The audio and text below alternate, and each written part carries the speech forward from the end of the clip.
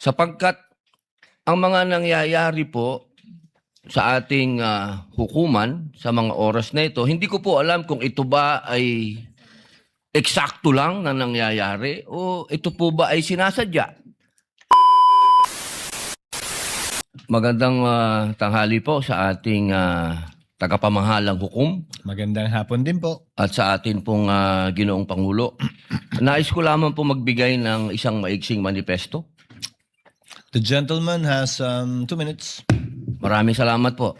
A'udhu billahi minasyaitanir rajim. Bismillahirrahmanirrahim. Mga mahal kong kasama, nais ko lamang pong idulog sa inyo ang aking nararamdaman, ang isang damdaming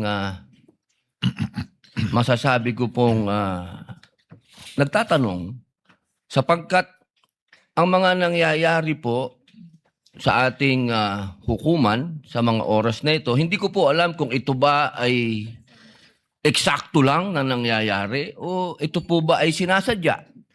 Katulad po ng pagkakakulong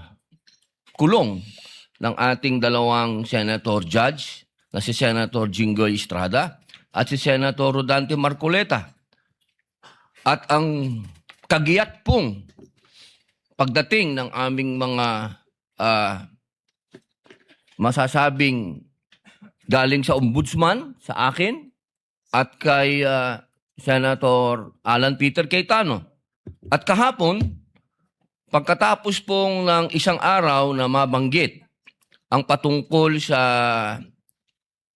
pagpunta ng ating mahal na NBI Director sa Bangkok, at ito po ay kinwestiyon ni Senator Alan Peter Cayetano, kahapon po ay biglang lumabas ang isang pahayag na iniimbestigahan daw po yung patungkol sa pangyayari noong Southeast Asian Games.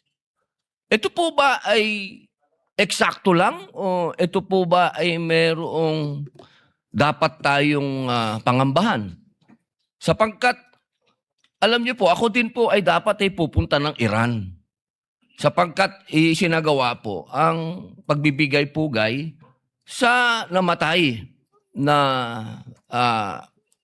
kanilang leader, spiritual leader. Pero hindi po ako tumuloy dahil may impeachment po tayo. Tanong ko lamang po sa ating mga kasama, dapat po ba tayong mangamba? Dapat po ba kaming manggamba?